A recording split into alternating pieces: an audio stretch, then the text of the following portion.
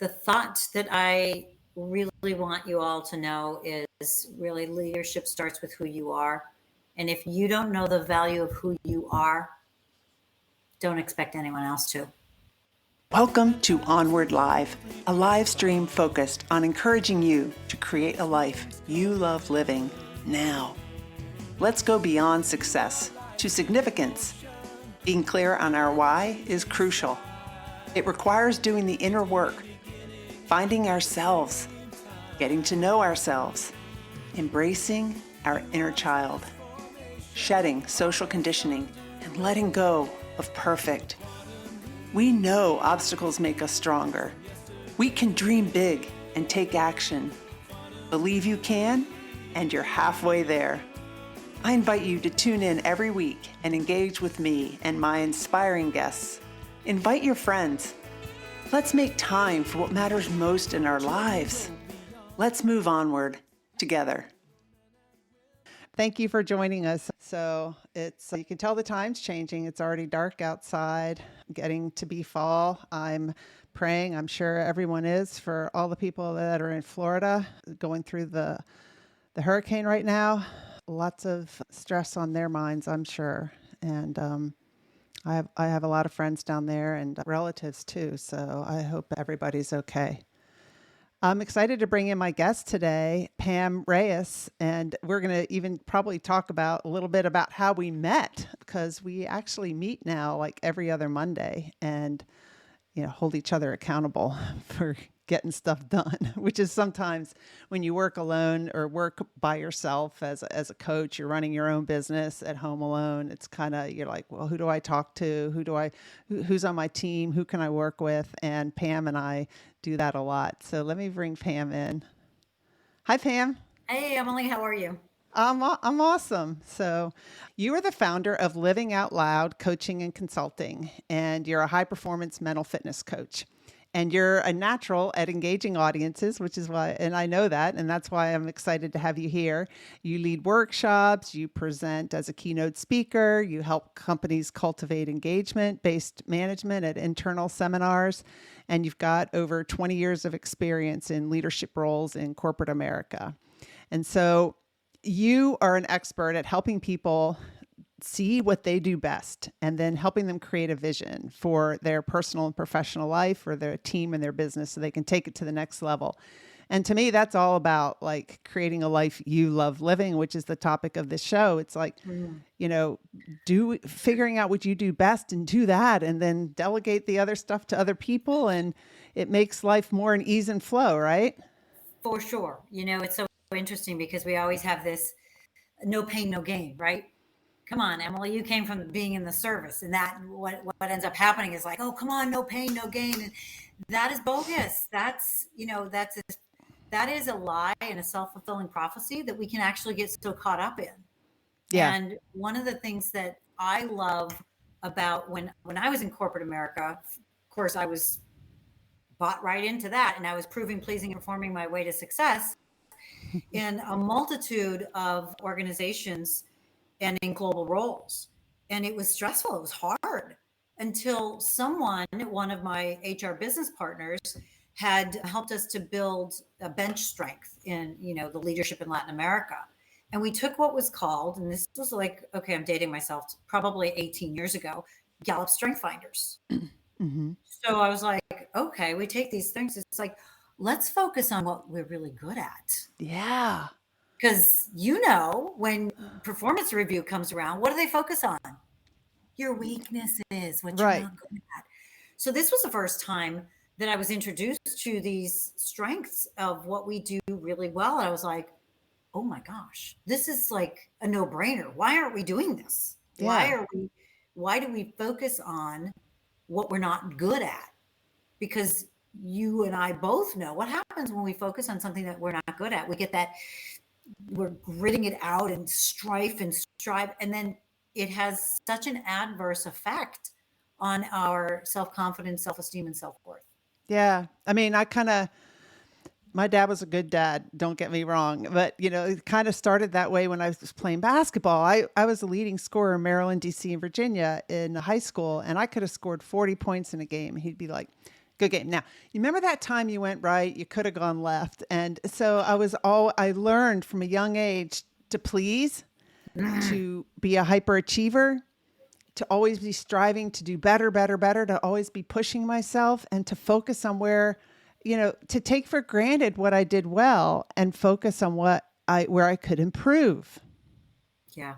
Yeah. And you and I both know, because we work on mental fitness, is our brain amplifies negative thoughts 3 times for every one positive. No wonder why. And my youngest son's in football too. So one of the things, a parent, I'm always looking now for, what is he doing well? Let's catch people doing good things, doing the right things. Because guess what? What gets rewarded actually gets repeated. So imagine when we're focusing on the negative, it just is constant negative self-talk that we end up having. And it was one of the sad truths is, not too long ago, my youngest son mentioned, he's just like, I just feel like I'm never enough. Now he's 15. And so now I'm getting curious and I'm leaning in. I'm like, tell me more. Right. Right. We learned all of this. Tell me more. And he just says, between grades and football, I'm never doing enough because you're always harping on this, that, and the other thing. And I just went, oh my gosh, what we focus on, whether it's in work and leadership, and whether we're leading our children in our, in sports, we have to mind our words. And Right. It's been profoundly made a big difference. So fast forward, the week after, he suits up for varsity. Now he's 15. He got suited up for varsity. He got in for one play. But one of the things that I noticed, and I told his dad, I said, look, he's not in the play, but every time out, he's hustling to get the water. We need to acknowledge him for that. Yeah. Oh my gosh. That one shift, Emily, was profound because it pumped him up. He was just like, because he was bracing himself, because we can see that people brace themselves for the negative, you're going to harp on what I'm not good at, and what a difference it made in him. And That's it was awesome. so beautiful to see the light in his eyes on that one. Because that's being a team player too. I mean, somebody needs to bring the water. Everyone needs to help out. And that's awesome. He's learning some good team skills, and he's, you're helping him focus on what he's good at and, what he did well then. Right. Yeah. And at 15, that's a pretty big deal to be suiting up for varsity. Yeah, it is. And boy, can our kids be our biggest teachers. Yeah. If we're listening. Right. Ooh, very good. Yes. And I like what you said, tell me more, instead of, oh, come on, you're good enough. I mean, look at all the good things about you. You delved deeper into what he was thinking. Yeah. Because he's going to be like, of course you're going to say that. You're my mom. Yeah. And it's so quick. We're, and I'm going to speak for myself. I used to be very verbally quick to dismiss things, to filibuster, I guess, if you will. And I've had to learn, because understanding what I have a hyperachiever, controller, and stickler saboteurs, which, the controller one drives the bus when I'm in a tense situation and I see how it comes out. And it's not a pretty picture. So I've had to learn to recognize it, because we can't change something we're not aware of. Right. As we delved into learning a lot more about our saboteurs and what we think about, we actually bring about and live into, is so impactful. And so now I slow down so I can move faster in the right direction, so I can understand, okay, what's going on here? Let me lean in and understand, and not be dismissive of his feelings, right? Yeah, right. Not be dismissive of them, because he's really feeling that. So understand why. Well, so 18 years ago, you took the Strengths Finder, and what did it tell you? It told you some of your strengths, and were you working in an area where you were using your strengths? Well, at the time, no, because I was doing things to prove. So I was in a strategic role, which I loved, and because I was chasing the title and the money.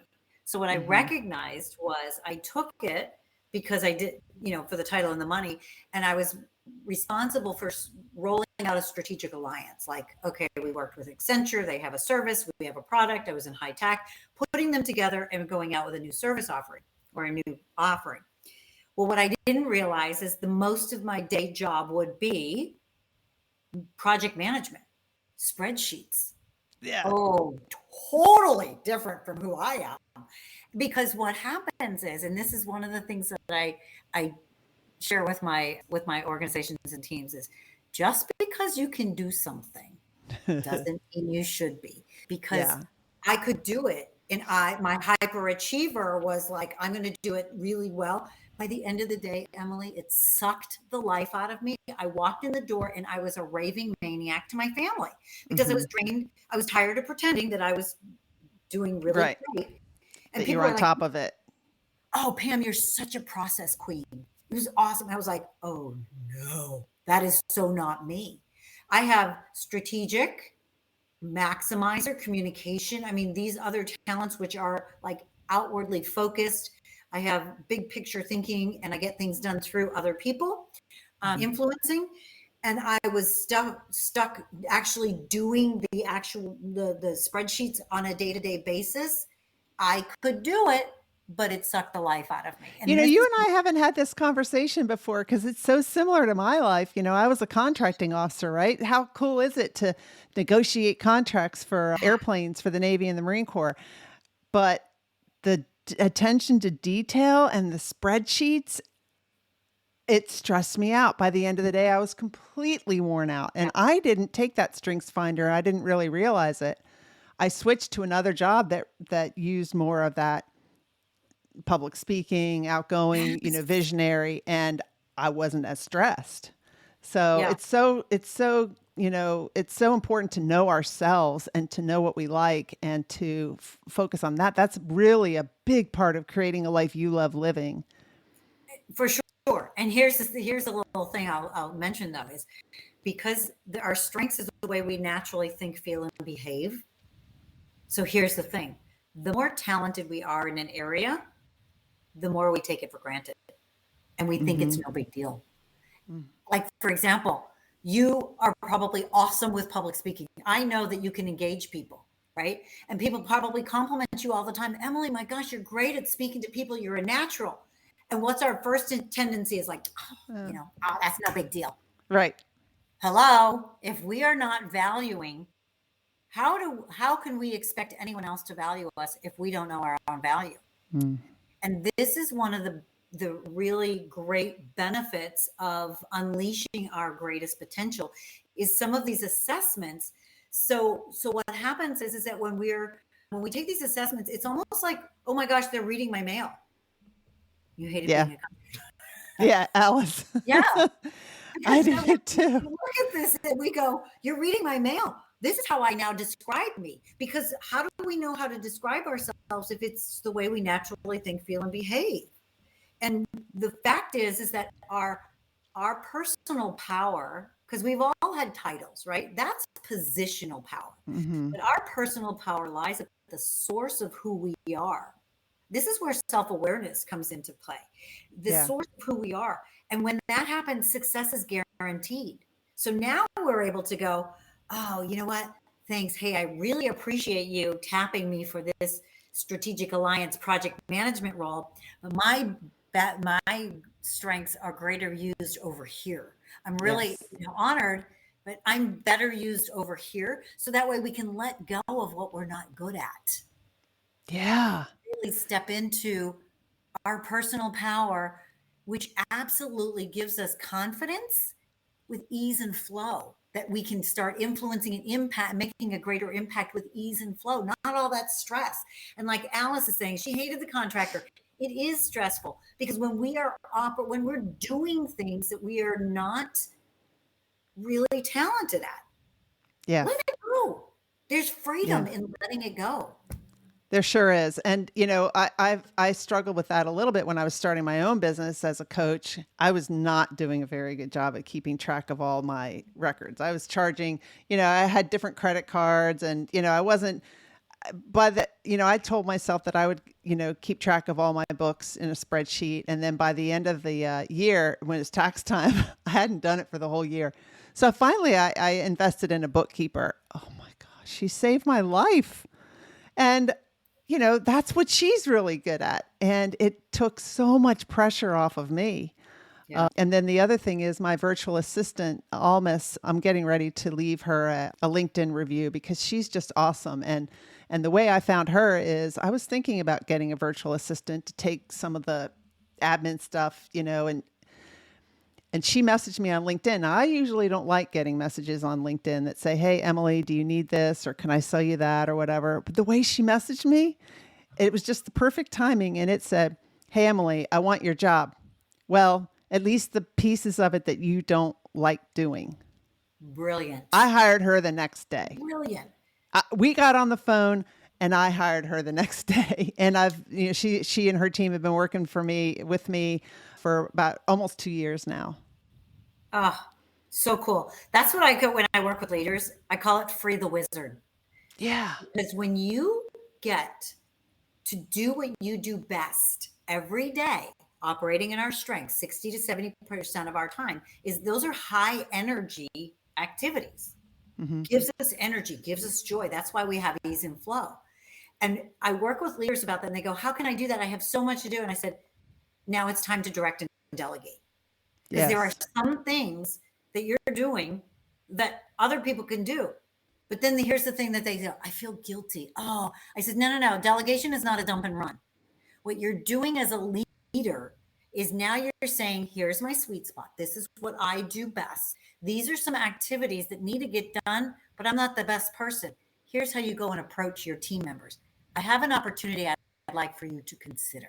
Yeah, give them something they do best. Right? Exactly. Consider the fact that if it drains you, delegate it and give an opportunity to somebody that it energizes. And then all of a sudden that never even occurred to them. They're just like, really? That shift in perspective makes all the difference in the world, because then they start going, okay, now you're raising up leaders. You're giving them things to energize them. Yeah. That's how you create high performance teams. Yeah. So keep a list of, maybe somebody could make a spreadsheet for the week and just keep a list of the tasks that you're doing and what makes you go, yes, I get to do this. And what makes you go, oh, I've got to do this today. What are your thoughts around those tasks? And then which ones can you delegate? Or how do you change your attitude, your thoughts about the task to make it fun? That's what we learn in positive intelligence, right? It is. So we both love it. And I love when Shazad says, I got to pay those bills. Just like you were talking about, I was like, oh yeah, that's my least favorite thing to do. But when you start saying from a tactical perspective, it's like, okay, for one, I've also heard too, is when you write those checks and go, oh, well, who writes checks anymore? When you pay those bills, have a thought of gratitude. For example, for your bookkeeper, I'm grateful that I get to have my bookkeeper help me. I'm grateful that I'm able to hire them, that it furthers their life and it enriches them. I mean, really having a different perspective on those tasks that sometimes, like, we have to do those things, right? Yeah. Sometimes we have to. I'm getting ready to delegate cleaning my condo because I just dread it. I hate doing it. And somebody might think, or I might think, Emily, you're retired. You have time to clean your condo. Well, I just hate it. I just can't stand thinking about doing it. And there are people who really love to clean and dust and organize things. And it's just not me. So I don't know. So let me ask you a question. When you made that decision to get somebody to do that, how'd that feel to you? It felt great. She came over yesterday and hopefully she's going to start this weekend, I think. It felt good. And I knew I was helping her out. It's a new business in town, and we hit it off when she came over. So that's awesome, because I was just talking to my older son, or actually this guy that I was coaching last night. Gosh, that's right. I work with Navy SEALs and Special Forces, and so I was meeting my fellow last night, and I always start with, give me a word that describes how you're feeling, and he said, I'm tired. So I said, okay, you're tired. Words have energy. So then I asked him, what are some decisions that you need to make. It's our maybes. It's our maybes Yeah. that make us tired. Yeah. Because we have decisions that we need to make. What are the decisions that we're either avoiding, right? Or we're dreading to make? And you labored, it sounded like you labored a little bit about, do I want to have that? How long did you go back and forth about that, cleaning the condo? Yeah. Probably a few months until I decided to do it. So And you know yeah. what happens? Yeah. It's an energy leak because every time you walk by and you're like, it weighs heavy on our mind and our shoulders. It stresses us. Sometimes it's these little things that weigh heavy that inhibit us from making bigger decisions, more important decisions. Yeah. I love how And you then start when your you coaching make, sessions out about like, what are you feeling? One word. Because it's healthy. we can stop and ask ourselves that throughout the day. Yes. Like, what am I feeling right now? Yeah. Yeah. And then when you made that decision, how much energy and freedom Yeah. did it give you? Yeah. And when I come home to a clean condo, how much energy is that going to give me? I love that smell. I love that smell, Yeah. especially if I'm not doing it myself. Yeah. I mean, I used to get my place clean when I had kids, not their rooms. I would make them clean their rooms and stuff, but for the other part of the house. But yeah. So for those of you who are watching, what decisions are you putting off, or what is sucking your energy at work? So how do you coach somebody who might be Pam, who might be in a place where they're not really playing to their strengths, or they're not even sure what they are? Yeah, well, first and foremost, I do strength finders with my clients, and I work with them. I want to know their story, because everybody does have a story. What have they gone through in life that has made them who they are today? So we usually go back and talk to them about, like, give me a little bit of Reader's Digest version of your life, and then we thread through how those strengths have always shown up. And it's interesting because here's the thing is they go, whoa, I never knew that. And I thought that was a weakness. Okay. Every strength, just like the saboteurs, it maps so well with saboteurs, because those, for example, there's an achiever as a top strength, those that get things done. They actually, get to the finish line. They love to set the pace for work. But what happens if we're hyperachieving or overachieving, it can hinder us and turn into a saboteur. And now we're chasing things. So when I work with clients about that, it's really shining the spotlight on what their greatest strengths are. And so many of them just go, oh, it's given them permission.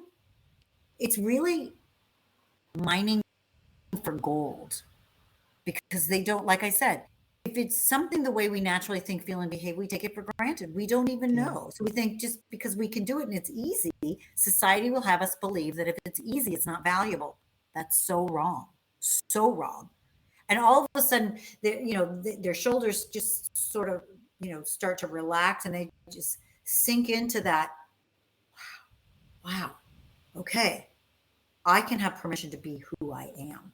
Many of them, like myself, proving and pleasing in corporate, I didn't know who I was anymore. I was being all things to all people. This actually gives them permission to be themselves and to see how valuable they are as who they are. And that's a hard one to wrap their head around. We've had this conversation.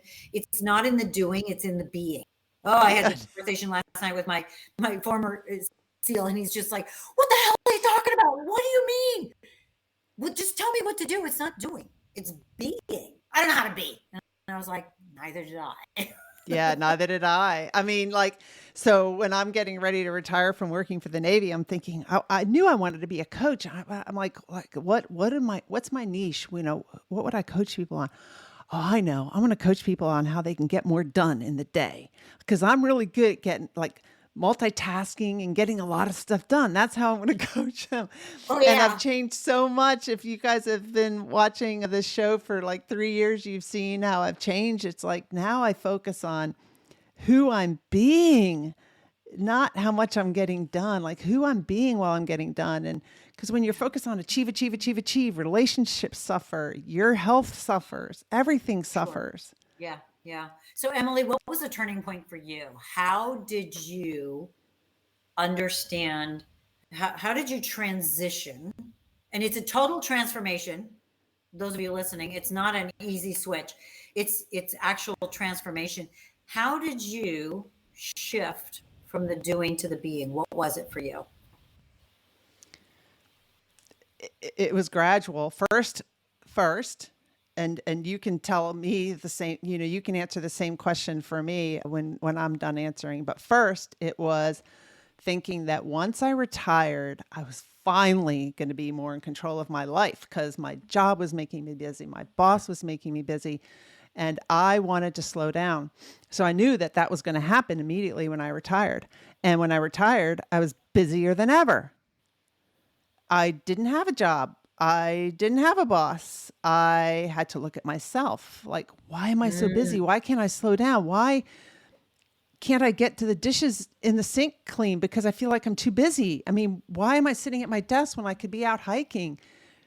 And so then I started to just work with many different coaches, and a lot of them had recurring themes about how it's not the external, it's what we think about the external. It's our thoughts create our about something, create our feelings, which create our actions, or our inactions, which create our results. And I wanted different results. I had no idea how to do it. So it was just it took probably 2 years. And last year I did an interview with one of my coaches that really helped me through it, Sandy Rakowitz. And we talked about that process and how working with her, how I was at the very beginning, just all over the place. Because one of my saboteurs, in addition to hyperachiever and pleaser, is restless. I'm always like creating new work for myself. And that's a way to avoid your feelings. Yeah. And so it was a combination of a lot of that. I could not have done it without coaches. And I still am working on it. But I tell you, I support the company Positive Intelligence part-time. And I'm very good now at not letting my hyperachiever turn that part-time into overtime, full-time, all the time. You know that we talk, you and I meet every other Monday and we talk about that. So I have come a long way, but it took a lot of inner work on myself. So what about you? When was that like moment that you realized?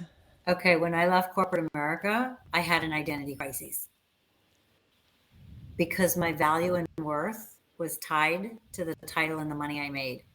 And it was my choice to leave. I had a separation package. It was a great package. Felt like Monty Hall. I'll take the curtain, the package, the door. And so I took the package and I thought, yes, I get to do what I want to do. And then I was like, oh crap. I don't have to report to anybody.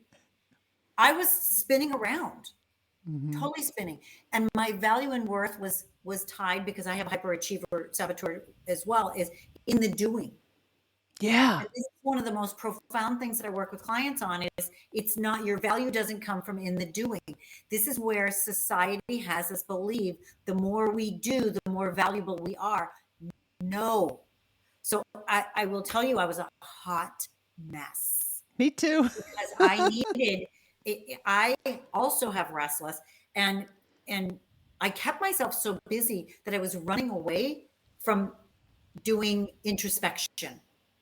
And so now this is hard. the work that I do with my clients. And I said, I help you to navigate the minefield of introspection. I didn't want to know. I was afraid of what I might find. And I worked with coaches that called me on my crap, like seriously. And they kept saying it's not in the do. And I couldn't separate my value from my doing. And this is why I go like this, because that's what we need to do. Is our value and our worth comes from who we are. And we are whole and complete and beautifully and wonderfully designed and made to not be like other people. Because what do we want to do when we're in the servers or in corporate? We want to fit in. So we shrink ourselves to fit. I was like, shrink to fit is great for jeans, but not for people. You can't, like, you want to stand out. Yeah. Uniquely. Yeah. So for me, I went back and forth with them and back and forth. And I was just like, tell me what to do. And they said, it's not in the doing. And they said, it's who you're being. And I was like, like I said, I was a raving maniac. I just don't get it. I was so I know. frustrated that I didn't get it. And they said, your way of being is, are you loving? Are you caring? Are you curious? Are you empathetic? Are you intentional? Are you confident?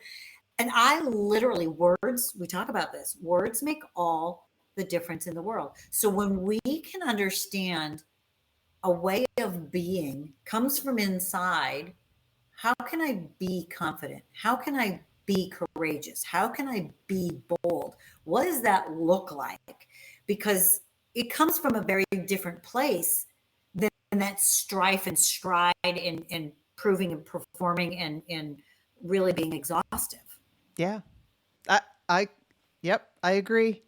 We have a couple of questions here. Yeah. So, Denise from Houston, thank you for joining, and better late than never. So I'm glad that you're here.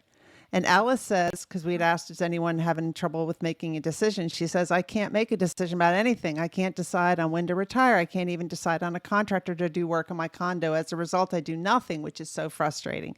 Yeah, we get it. We get it.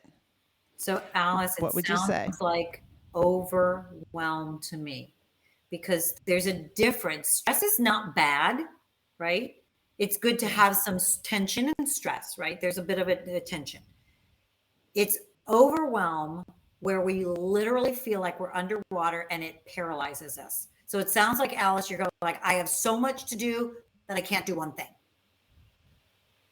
What I share is stop, because our head is, we cannot outthink ourselves. We cannot outthink stress and overwhelm. Stop and breathe. Yes. That's what you learn in mental fitness. Pam and I are both mental fitness coaches through the company Positive Intelligence. And, it's very helpful to me. I don't know if you agree, Pam, to know what somebody's saboteurs are, to have them take the saboteur assessment, because then that explains everything. It explains a lot, and you have like a common language to work on with your clients. And so, Alice, it'd be interesting if you would take that saboteur assessment. And let's see if maybe while Pam's talking, I might be able to here's copy the thing link too, in. is that to share with you and take that thread a little bit further is, when we're in our brains, like we're in survival mode, it sounds like, oh my gosh, I don't know. I'm riding the rail of indecision, which means that I can't make any decision and I'm paralyzed, right? Because we're thinking about either the past, or we're worried about the future, making the right decision, right? Which makes us indecisive. So this is where we invite you. Gosh, this would be a great opportunity, Emily, to do a PQ rep. Okay. Well, Shall we we? can, and I'll put it, let's see. I'm looking to see, let me see. I'm going to add this website. Yeah. Do you want to lead it, or I have my phone? Okay. Hold on. Okay. Let me, I'm putting this saboteur assessment in here, so I'll post it so you can see it. I would highly recommend going there, learning about the saboteurs, finding out what your saboteurs are, because it helps you then understand the lies that it's telling you, that they're telling you. And then, which is basically understanding the thoughts that you're having that are causing you all the stress, anxiety, overwhelm. Whenever you feel that, stop. Like Pam said, take a breath. You are being hijacked by your saboteurs, and you are not going to, it's going to be very challenging for you to think of a way out of the situation, because you're basically in your left brain, which is where all the saboteurs are. You need to create new neural pathways to the right side of your brain, which is where empathy, curiosity, compassion, calm, cool-headed thinking is. And so Pam's going to demonstrate how to do a PQ rep, which doesn't take long. You do them throughout the day, and it helps you be more in command of your mind and create new neural pathways so that you can recognize. The first step is to recognize, I am stressed, I'm anxious, I'm overwhelmed. Oh yeah, that means that I'm in my saboteur mode and I'm believing everything my mind is telling me. How do I want to switch and get curious about what else could be true, right? Yeah, we're hijacked for sure. And we're in survivor brain.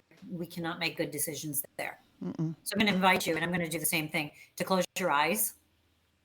And I want you to take a big breath in through your nose and command your mind to focus on the rise and fall of your chest or stomach. Take another big, deep breath. Feel the cool air going into your nose. And as you exhale, feel warm air going out. Do one more deep breath and feel the rise and fall. Focus your attention on the rise and fall of your chest or stomach. And then exhale again. The key with these PQ reps is to command your brain to be in a physical, to focus on a physical sensation. I'm going to share another one with you, which is one of my favorites, is to put two fingers together. I usually like my index finger and my thumb, and focus on feeling, rubbing it with enough tension that you're feeling your fingerprint. This is another strategy. We call it a PQ rep. And again, focus and command your mind to focus on that physical sensation. So here's the key to those. And speaking specifically to Alice, who had the courage to share what you're really going through, is when we can get in our physical, in present state, there is no fear, stress, anxiety, frustration, anger, guilt, shame. None of that exists when we're in the present moment. And only then can we have clear, laser-focused, peace, calm, creative thoughts. And we can make clear decisions there. So when you're doing that and you're focusing on your finger or on your breath, your mind will wander like, this is stupid. I don't have time for this, whatever. You are not your mind. Mm-hmm. You're strengthening that self-command muscle to command your mind. I am telling you to focus on the fingertips. And by doing that, you're creating new neural pathways, and it gets you out of that stress and more into the sage, the right side of your brain, where you can then say, okay, what's really important now? Or, what's another way of looking at this situation? And it's kind of like meditation. It is meditation. We do it throughout the day. So we've got a question here from Forrest saying, this conversation echoes mindful meditation. Was that part of your journey? Being a human doing, you're right, is not as fun as being a human being. So right, Forrest. Yeah, I'll be the first to share. Here's my hyperachiever and how bad it was, right? Mindful meditation. I was like, I can't meditate. I don't know how to meditate. And I'm calling up a friend of mine, a coach friend, and I was like, I think I'm doing this wrong. I think it was Martha Beck was teaching, this mindful meditation or something. And I got hijacked. So one of the things, so Forrest and the rest of you, the beauty of positive intelligence, or what we call the PQ rep, is it takes, first and foremost, 10 seconds to grab that thought and bring it into the present. And these are 2-minute increments throughout the day. And for somebody who runs fast and furious, 2 minutes for me felt like an eternity, because this mindful meditation where they're talking about 20 minutes, 30 minutes I kept saying, I don't have time. I don't have time. I don't have time.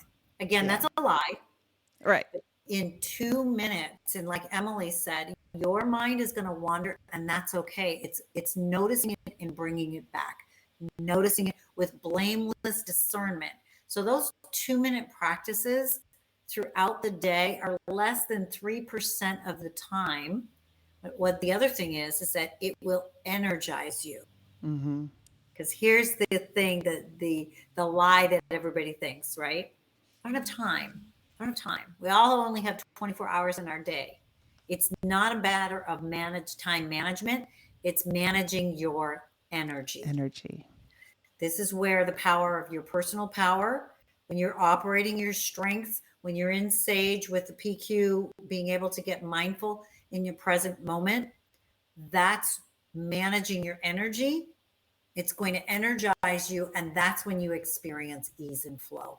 It is so counterintuitive to society that's why it is difficult. But once you wrap your head around it, and say, and one of the things that I used to say is, I'm going to prove you wrong. I'm going to do this to prove you wrong. And boy, did I learn that this was the right thing to do. So.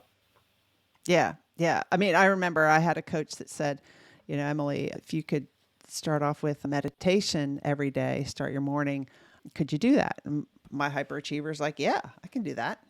And the questionnaire was, how many minutes a day do you have time to meditate? Now, it started with 15, 30, 45, an hour. And I'm like, an hour? I'm retired. I've got an hour. Then I thought, yeah, but I'm probably not going to do it in an hour. All right. So I'll put 15 minutes. That'll be easy for me to achieve. And then she wanted me to do it for 40 days straight. And every week or every other week, she'd say, what day are you on? I'd say 1. You don't understand. I have a lot to do. I am really busy. I've got to get up and just start my day. I don't have time to start my day with this meditation.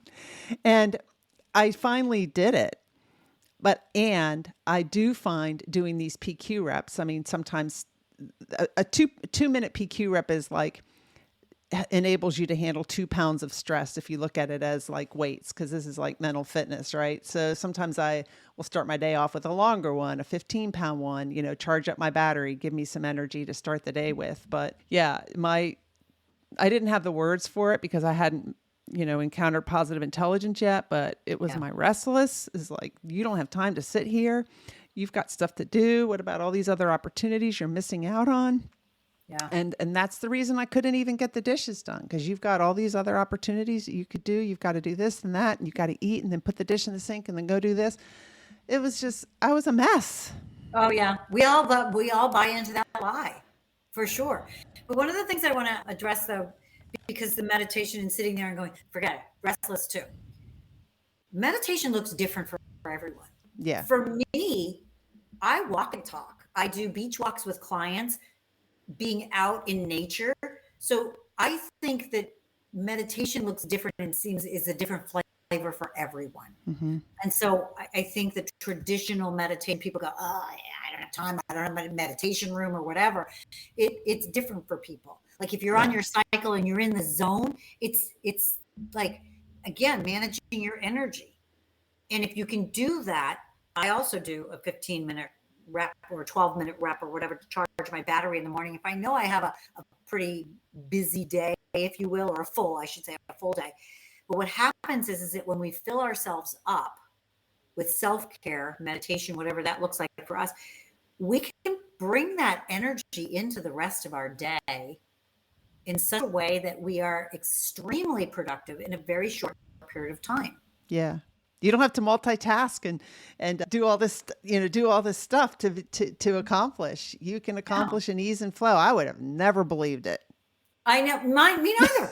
I'm like, forget it. How can you do that? It has to be hard, right? Yeah. And this is why I think that the work that both of us do is we are absolutely on a mission to help others, and for me in particular, high achieving leaders, women leaders, to break the lie and find a rhythm of life that works for them in a way of ease and flow, because it absolutely exists. And it starts here with reprogramming our operating system, because society, we're being bombarded by all kinds of things all the time. It's to quiet ourselves and really, really reprogram our operating system.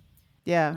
Well, basis. And you probably, hi, Russ, thank you for joining us. I really appreciate it. I hope we can set up a networking call soon. I haven't talked to with you in a while. You probably ran into this too, Pam, when you were starting your own coaching business. There's so many people out there telling you how to do it. You do this and you do that, and you got to do it this way and you got to do it that way. And at first I was like overwhelmed. And what you really need to do, the best way to go about it is to figure out what works for you. Because what works for you as a coach may not work for me, and what works for somebody else may not work for you. And, what puts you in ease and flow? How do you want to be a coach? How can you show up being yourself as a coach and not trying to emulate somebody else? That's beautiful, because that is one of the things with strengths. We understand the way we naturally think, feel, and behave, and then align what we do with who we are. And what I mean by that is going, okay, now we have language, just like with positive intelligence. Now we have language to say, hey, the value that I bring is this. And it all is based on your strengths. we now know how to articulate that. Not only to say the value I bring is X, is we also know how to say what I need to be at my best. Because based on our strengths, what I need to be at my best, I'll tell you, I need to be out with other people, not like locked down in COVID, for heaven's sake. And that's what brought me Yeah. to positive intelligence to begin with. I Mm-hmm. have that connection, ability to win others over, that communication. I come alive when I'm around other people. When we were locked down, I swear to goodness, I was like a plant with no water shriveling up. So to your I was in point, heaven. you are, see, you get your energy. This is it too. It's like we have to understand where we get our energy. If you Yeah. refuel being by yourself, reading, doing whatever it is, for me, I can have a very full day with clients. I can take like an hour to kind of breathe and get that off. I need to go reconnect with other people to get re-energized. So if we don't know that, Mm-hmm. then we can be out there doing whatever what works for other people that won't work for us. And then Yeah. that comes strife versus ease and flow. Yeah. Oh, and that's Be kind of how unique. we came together. I think I don't know, did we meet each other on a positive intelligence call or something, a coaching I think it call was. somehow? But now you and I meet about every other Monday, and we just, kind of help hold each other accountable with with what we're focusing on and how we're being as well, and what's working for us, what's not, and it just really helps, I think. Yeah. And challenging each other in a way that, because not everyone's a fit. We can, Right. I've met a bazillion of other people, but there was something about that connection. I'm like, we need to connect further because of, and I liken this because I realized what I needed. I need a sparring partner. In order for me to be at my best, it's a sparring partner. I didn't have that Yeah. language. I went, because it's me, I went to another coach after COVID. I was just like, something is going on here. And like, I can't get myself out of this funk. She's like, you need a sparring partner. Because I just said, I need a me for me. And so that's one of the things that I think I found in you, Emily, Yeah. as a sparring partner. Yeah. We've helped each other out a lot. I enjoy that.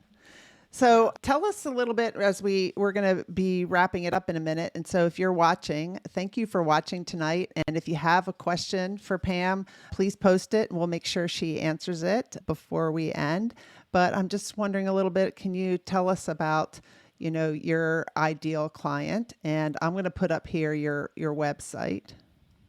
Yes, I work with high achieving leaders to help them discover the value of who they are so they can actually lead from their personal power with confidence, impact, and influence. And ease and flow, for sure. So a lot of the folks, because I spent 20 years in technology and in high tech, it's fast and furious.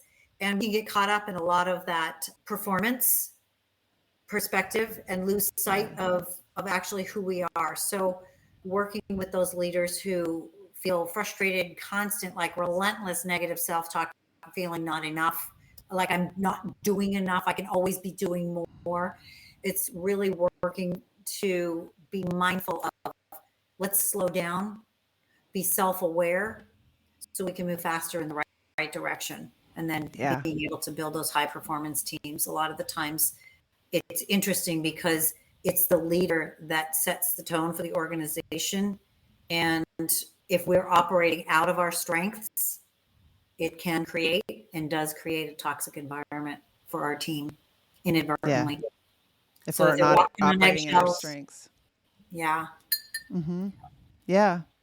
And I think as leaders, I wish that I had learned more to pay more attention to how I was being, who I was being while I was achieving and leading the team to achieve. Knowing what I know now, I would have done some things differently in the way I was a leader. But, we all learn whenever at the right time, apparently. And so that's what I always say is leadership starts with who you are, not what you do. Yeah. And so you're offering a complimentary strategy session, right? Yes. That people can sign up and how would that look? So what would it be a complimentary strategy session, what we'll do is go through, first start with, how are you feeling today? So and know then that. we go from there to help unpack exactly what's standing in your way and holding you back and be able to give you, help you to identify what's holding you back, and then what are the best next steps in order to help you to move forward.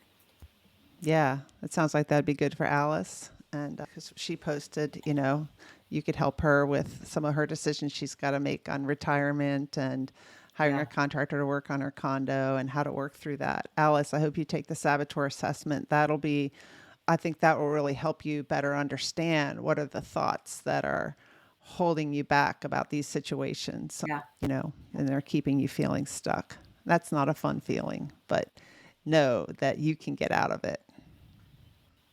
Yeah, because we're not our thoughts and feelings. They can come and go in 60 seconds. We don't have to make them our story.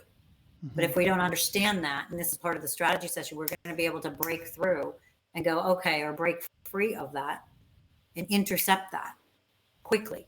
And then you get to see, wow, I've been holding myself hostage and not realizing it, right? Yeah. Yeah. So Pam, as we wrap it up, I really appreciate you being on the show. And what's a thought that you want to leave the listeners with? Do you have anything else that we haven't talked about? Yeah, I'm honored to be able to share and just have this conversation with you.